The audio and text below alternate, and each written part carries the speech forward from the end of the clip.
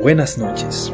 Te doy la bienvenida a esta edición de narraciones creepypasteras de la Caravana del Misterio de Sebastián Deray.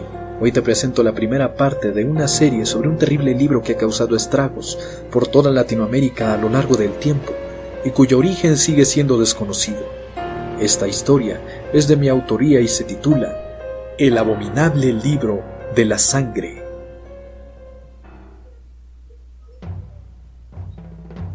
Poca gente sabe esta historia porque muchos han retirado importancia a los marineros que viajaron junto con Cristóbal Colón hacia América. Sucede que entre aquellos hombres había uno que la mayoría de la tripulación desconocía su origen. Era un hombre de cuerpo grueso, barba negra larga, manos gruesas y repletas de cicatrices. También una mueca de fastidio que contraía su rostro en todo momento. Debido a su gran estatura, nadie se metía con él. Logró abordar el barco ofreciendo sus servicios como arponero, además de que mostró ser capaz de cargar lotes pesados de mercancías y provisiones. La vida en alta mar siempre ha sido muy dura, y aunque más en aquel entonces, donde el tripulante más afortunado se iba a la cama con la palma de la mano sangrando o con un brazo magullado por las cuerdas de las velas. Sin embargo, aquel hombretón a quien todos le llamaban el Romano, parecía ser capaz de manipular las velas sin lastimarse, además de tener una prodigiosa destreza con el arpón, proveyendo al barco de algunos delfines que atravesaba titánicamente con el filo de su arma, despojando de vida al animal inmediatamente y luego arrastrándolo hacia cubierta del barco, donde lo ponía a disposición del cocinero. Lo que más se llegó a saber del Romano era que estaba muy interesado en llegar a la India. Al parecer tenía un pequeño paquete envuelto en una suave manta de seda en su poder, el cual debía llevar a todo costo a su destinatario. No es que los demás marineros fuesen unos cobardes, porque para ser sinceros, aquellos nada tenían de buenas personas y solo obedecían las órdenes de Colón para ver qué más podían obtener de aquella aventura. No obstante, el aura tan intimidante que inspiraba el Romano les impedía tratar de conversar con él más de lo necesario. El tiempo transcurría y parecía que Colón estaba llevándolos tan solo a la muerte. Nada excepto agua se veía en el horizonte y varios marineros trataban de amotinarse contra los almirantes y el capitán. El Romano se abstuvo de participar en las conspiraciones y continuó realizando sus labores consuetudinarias. Incluso cuando estaban a punto de arrojar hombres por la borda, simplemente no le interesaba. Su misión era llegar a la India y nada más. Contra todo pronóstico, consiguieron llegar a tierra firme, mientras todos los hombres buscaban comida cuales lobos hambrientos. Pero el Romano tomó su paquete envuelto con seda y se escabulló lejos de todos.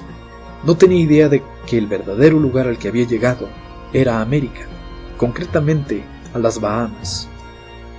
El Romano había recibido la indicación de dirigirse al edificio más alto de la India y allí preguntar por un tal Shahrukh Raskotra, pero por más que intentó hallar construcciones, no encontró nada. Corrió a través de la isla en busca de conseguir toparse con algo, pero no había absolutamente nada. Se vio obligado a detenerse cuando vio que había llegado a otra bahía. A la distancia podían verse otras islas. No podía ser. Aquella no era la India. Cualquier país del que se tratara no era el destino que necesitaba. A lo largo del viaje se había resistido a mirar dentro de la manta de seda, pero ya que había llegado tan lejos, consideró justo dar un vistazo al paquete. En el interior había un libro forrado con un cuero muy grueso de color rojo, como aquella de la sangre seca. Era bastante ancho, tenía al menos 2000 páginas. El Romano lo abrió por la primera, donde aparecía como título: Los descubrimientos más extraordinarios sobre la sangre. Poder leer el título fue algo increíble para el Romano, no solo porque el título era desconcertante, sino también porque estaba escrito en español y él era italiano. Difícilmente conseguía leer su propio idioma, mas al recorrer las líneas de aquel misterioso libro con los ojos, era perfectamente capaz de entender el significado de cada símbolo. Ese libro había sido escrito a mano, con una caligrafía impecable y muy estilizada, con grabados en los márgenes que hacían referencia a la sangre. Sangre a chorros, gotas de sangre, una herida sangrante, una copa llena de sangre. Los márgenes estaban repletos. Al inicio de cada capítulo había una ilustración del tamaño de la hoja que funcionaba como portada. Ciertamente, parecía un manual para carniceros hecho por un intelectual un tanto enfermo. Sin embargo, el Romano lo encontró interesante. La introducción del libro aseguraba que cada uno de los experimentos y recetas llevaba por ingrediente principal la sangre. Mas para prepararlos adecuadamente se debía comprender perfectamente el valor de los ingredientes, había una línea muy interesante. Cada gota de sangre tiene un potencial inimaginable. En ocasiones, la sangre viva es primordial para el logro de los experimentos, mientras en otras ocasiones es necesario dejarla morir para poder hacer uso de ella. No siempre se tratará de producir resultados mágicos y asombrosos, pues el fruto de los experimentos de este libro en ocasiones es filosófico y en otros será preternatural. Quien lo posea debe asegurarse de haber considerado todas las posibilidades de su uso antes de poner alguno de los experimentos en práctica. Funcionará mejor en manos de quien solo desee conocer que en manos de quien necesite su ayuda. El romano creyó que aquello era bastante enigmático. Hojeó el libro en busca de algo que pudiera resultarle útil, cuando se encontró con un experimento sencillo que solamente ocupaba media cuartilla. Era algo bastante simple. Para saber el camino exacto hacia el lugar al cual deseaba ir, bastaba con permitir que su sangre fluyera en la tierra. Debía cavar un hueco en el suelo, cortar las venas de sus antebrazos y meterlos allí para alimentar a la tierra. Era suficiente concentrarse en su destino para que la madre tierra le ayudara y le mostrara el camino. El romano creyó que eso era un disparate y continuó buscando algo más sencillo. Entonces se topó con otro experimento corto. Debía revolver en un recipiente agua de mar, tierra húmeda con agua de lluvia, el cadáver de un cangrejo y 12 gotas de su sangre extraídas de la palma de su mano. El romano sintió curiosidad.